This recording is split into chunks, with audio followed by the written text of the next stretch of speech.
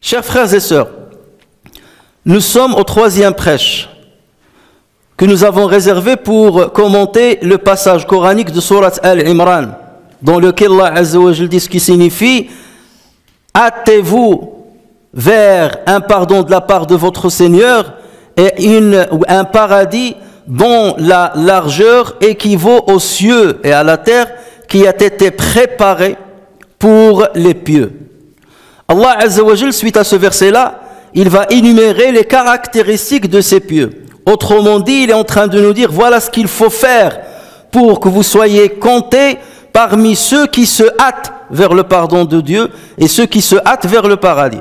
Voilà ce que vous devez faire pour être parmi les premiers. Voilà ce que vous devez faire pour faire partie de l'muttaqin, pour faire partie des pieux.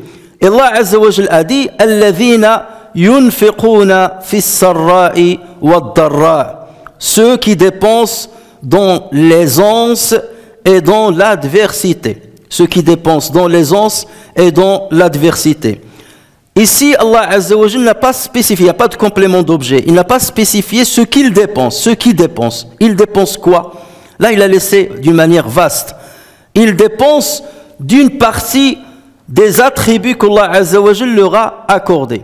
Il peut s'agir, bien entendu, et c'est le plus évident, de l'argent, des richesses matérielles. Mais il peut encore s'agir du savoir qu'Allah Azza wa Jal leur a accordé. Il peut s'agir du temps dont il dispose. Il peut s'agir de la notoriété dont il bénéficie. Autrement dit, Allah Azza wa Jal a voulu disperser ses bienfaits à ses serviteurs d'une manière non équivalente, de sorte que chacun a besoin de l'autre. Il y a des personnes qui sont démunies, des personnes qui sont dans la pauvreté et qui vont forcément avoir besoin de ceux qui ont un peu plus de richesse. Il y a certaines personnes qui sont ignorantes, ou ils ont une partie d'ignorance. Et dans ce cas, ils auront besoin des érudits, ils auront besoin de ceux qui ont acquis plus de savoir afin qu'ils leur transmettent une partie de ce qu'ils ont acquis d'Allah Azza wa Jal. Il y a certaines personnes qui ont besoin d'arriver à un objectif, de satisfaire un besoin. Et ils ont besoin de quelqu'un qui a de la notoriété afin qu'il intercède en leur faveur. Et c'est comme ça qu'Allah Azza wa Jal a rendu les êtres humains dépendants les uns des autres.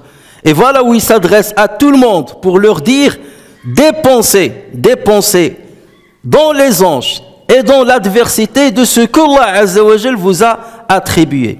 Il t'a donné du savoir, dépense de ton savoir. Même si ça va confisquer une partie de ton temps, une partie de ton repos. Allah Azza wa Jal t'a donné des largesses matérielles, dépense un peu de ces largesses dans l'aisance et dans l'adversité. Allah Azza wa Jal t'a donné de la notoriété, utilise cette notoriété pour satisfaire le besoin de ceux qui s'adressent à toi ou de ceux même qui ne s'adressent pas à toi pour résoudre leurs problèmes. Donc, dépense dans l'aisance et dans l'adversité. Dépenser dans l'aisance, c'est quelque chose qui est évident et facile et accessible à tout le monde. Lorsque tu as assez d'argent, forcément tu peux donner une partie d'argent. Même, tu n'as pas besoin forcément d'avoir de la foi. Il suffit d'avoir un peu d'empathie. Même si tu n'as pas de la foi en Dieu et en l'au-delà, il suffit d'avoir un peu d'empathie pour donner 1 euro ou 2 euros, sachant que tu as un compte bancaire bien garni. Mais là, il s'agit de dépenser aussi dans l'adversité. Et c'est là où réside la difficulté. Et c'est là où vont se caractériser les pieux par rapport à la masse des musulmans. Le pieux, c'est quelqu'un qui dépense indépendamment de l'état dans lequel il est. Il est dans l'aisance ou l'adversité, il dépense. Le but, ce n'est pas de dépenser beaucoup. Le but, c'est de dépenser une partie de ce que tu possèdes. Et voilà pourquoi ces gens-là ont compris le verset coranique dans lequel Allah Azza wa Jal va résumer d'une manière générale ce qu'il attend de nous et ce qu'il nous promet. Allah Azza wa Jal dit en substance فَأَمَّا مَنْ أَعْطَى وَاتَّقَى وَصَدَّقَ بِالْحُسْنَى فَسَنُيَسِّرُهُ لِلْيُسْرَى. Ce verset englobe tout et résume tout. Celui qui donne et craint Allah, il faut qu'il y ait une crainte révérentielle qui accompagne cette générosité. Celui qui donne et craint Allah et déclare véridique la plus belle récompense, il attend la récompense de l'au-delà, il attend qu'Allah Azza wa Jalla lui octroie le paradis et déclare véridique la plus belle récompense, nous lui faciliterons la voie au plus grand bonheur. Nous lui facilitons la voie au plus grand bonheur. Donc ils ont compris cela. Et à partir de là, ils savent que s'ils veulent accéder au bonheur, il faut qu'ils donnent. Il faut qu'ils donnent, dans l'adversité et dans la facilité. Et tout en craignant Allah et tout en aspirant à sa miséricorde et au paradis qu'il a préparé pour le pieux. Le musulman lucide qui veut faire partie de cette cohorte de musulmans, c'est celui qui donne aux autres. Il consacre une partie de sa vie aux autres, une partie de son argent, une partie de son temps, une partie de son savoir, une partie de sa tranquillité, une partie de sa notoriété. C'est ce qui a été rassemblé chez le prophète Mohammed sallallahu alayhi wa sallam. Il recevait l'argent d'une main et il le dépensait de l'autre main. Il consacrait une grande partie de son temps aux autres, pour répondre aux autres, pour enseigner aux autres, pour guider les autres, pour faire triompher la cause de Allah tabaraka wa ta'ala. Il utilisait sa notoriété pour intercéder en la faveur des autres. Ce qui a été regroupé chez le prophète sallallahu alayhi wa sallam a été dispersé chez nous. Autrement dit, chacun de nous doit se dire quels sont les bienfaits dont Allah Azza wa Jal m'a doté. Et j'énumère ces bienfaits-là. Et je me dis, il faut que j'en donne une partie à ceux qui sont dans le besoin sans attendre d'eux une récompense ou un salaire. Là, nous sommes maintenant dans une époque où tout doit être payé. Tu veux rendre un service, tu dois payer. Tu veux aider quelqu'un, il doit payer, ou tu dois attendre de lui qu'il paye. Alors que normalement, quelqu'un qui donne n'attend pas des autres, il attend la récompense d'Allah Azza wa Jal. Il n'attend pas de voir est-ce qu'il y aura une charge de revanche plus tard, et lorsque j'aurai besoin d'un tel, il va me servir, il va être à mon écoute. Non, peu importe. Là pour lui, ce don-là, c'est comme une bouteille qu'il a jetée dans la mer. Il sait qu'un jour ou l'autre, il aura la récompense de la part d'Allah Azza wa Jal, que ce soit ici-bas ou dans l'au-delà. Mais il n'attend pas que les autres le récompensent ou que les autres l'applaudissent ou que les autres vantent son mérite derrière son dos. Yunfiquna fi sarra. As-sarra, le mot as-sarra, c'est un substantif de sarra. Sarra, ça veut dire, ou surra, ça veut dire il a reçu du bonheur, il a ressenti du bonheur. Ça veut dire ils dépensent dans la situation où ils sont dans le bonheur, parce qu'ils sont dans les largesses. Wa durr, ça veut dire, ça vient de durr, ça vient de durr. Et durr, ça veut dire le mal qui peut te toucher. Ça veut dire même s'ils sont dans une situation où ils ressentent un mal, ça peut être un mal financier, ça peut être une maladie, ça peut être une restriction de temps, de liberté, et ainsi de suite. Malgré cela, ils continuent de donner. Et nous voyons certains peuples aujourd'hui qui subissent le pire de ce qu'on peut imaginer, comment ils manifestent une solidarité entre eux à en rester bouche bée. De dire comment ces gens-là, dans cette situation où ils ne bénéficient ni de sécurité, ni de largesse matérielle, et malgré ça, ils sont solidaires les uns envers les autres, et ils sont encore attachés à la corde d'Allah tabaraka wa ta'ala. An-Nasa'i et Ahmed, rahimahumallah, rapportent avec une bonne chaîne de transmission sur Abu Huraira radiyallahu anhu, que le prophète sallallahu alayhi wa sallam a dit: un dirham a dépassé 100 000 dirhams. Ils lui ont dit: comment tu expliques ça, cher prophète? Dans le raisonnement mathématique, un dirham n'est jamais supérieur à 100 000 dirhams, dans le raisonnement mathématique. Mais dans le raisonnement religieux, le prophète sallallahu alayhi wa sallam l'a expliqué, il a dit: un homme qui ne possédait que 2 dirhams, et il a fait don d'un dirham, de la moitié de ce qu'il possède, a dépassé un homme qui possède des grandes largesses, énormément d'argent, et qui a dépensé 100 000 dirhams. Ces 100 000 dirhams ne représentent qu'une goutte d'eau dans un océan chez lui. Ça ne provoque pas chez lui un problème ou une insécurité financière ou un souci pour l'avenir. Quelqu'un qui gagne, je ne sais pas quoi, 4 000 euros par mois ou 6 000 euros par mois et il va donner 100 euros. Pour lui, c'est rien, c'est insignifiant. Mais le pauvre qui n'a que 2 dirhams et qui va donner 1 dirham, là, ça pèse lourd pour lui. Ça pèse lourd. Et il va réfléchir comment je vais manger demain et après-demain. Regardez de quoi l'islam est en train de parler. Lorsqu'on parle de ceci, surtout nous qui sommes en France, dans un pays où il y a de la richesse, on ne conçoit pas ça. On dit, mais comment le pire d'entre nous, il a des aides. Le pire de nous, il peut travailler ça et là. Le pire de nous a de quoi manger des jours et des jours et des jours. Donc, être dans une situation de difficulté, c'est très rare de la part de l'un de nous. Mais être à la hauteur de ce qui dépense dans la difficulté, ça veut dire dépenser une part importante de ce que tu possèdes. Et la majorité de nous ne donne qu'une partie infinitésimale de ce qu'ils possèdent. Ça veut dire qu'ils ne sont pas encore arrivés à ce degré dont parle Allah Azza wa Jal, ce degré que Allah Azza wa Jal nous demande d'accéder à travers notre générosité. Chers frères et sœurs, le prophète sallallahu alayhi wa sallam a dit: préservez-vous de l'enfer ne serait-ce qu'avec la moitié d'une date. Et le prophète sallallahu alayhi wa sallam, en disant cette parole, c'est que réellement, à son époque, il y avait des compagnons qui ne pouvaient donner justement que la moitié d'une date. Ils mangeaient la moitié et ils donnaient la moitié. Aïcha radiyallahu anha, une fois, elle a donné un grain de raisin, c'est tout ce qu'elle possédait, un grain de raisin. Aujourd'hui, regardez ce que vous laissez dans votre plat après le repas. Et ce qu'on jette dans les poubelles. Ahl Sofa, les gens de Sofa, c'était une esplanade à côté de la mosquée dans laquelle résidaient certains compagnons qui étaient besogneux, qui étaient démunis. Ces gens-là, ils apprenaient le Coran par cœur. Qu'est-ce qu'ils faisaient?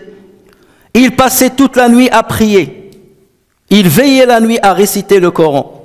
Et la journée venant, ils allaient devenir des porteurs. Ils travaillaient comme porteurs. À chaque fois qu'il y a quelqu'un qui a des lourdeurs à porter, qui ne trouve pas quelqu'un pour le faire, donc c'est eux qui se présentent pour: je vais porter tes charges. Des porteurs de charges. Ils travaillent, de quoi gagner leur vie, et ensuite ils prennent une partie pour la manger, une autre partie pour la donner à ceux qui sont plus démunis qu'eux. Et le soir venant, ils récitaient le Coran pendant toute la nuit. Alors l'islam, chers frères et sœurs, ne s'est pas bâti sur des feignants. L'islam ne s'est pas propagé sur des feignants qui se réveillent au lever du soleil. L'islam ne s'est pas bâti sur des gens qui thésaurisent l'argent et qui ne donnent rien. L'islam s'est battu, ou bien s'est construit sur des gens qui donnaient le meilleur de ce qu'ils possédaient. Et c'est pour ça qu'Allah Azza wa Jalla dit: ne sont pas égaux ceux qui ont dépensé avant le fath. La yastawi minkum man anfaqa min qabl al-fath wa qatal. أولئك أعظم درجة من الذين أنفقوا من بعد وقاتلوا وكلا وعد الله الحسنى. Ne sont pas égaux ceux qui ont donné avant la conquête de la Mecque et qui ont combattu. Ceux-là ont plus de mérite et plus de récompense auprès d'Allah Azza wa Jalla parce qu'ils étaient là dans les moments les plus difficiles.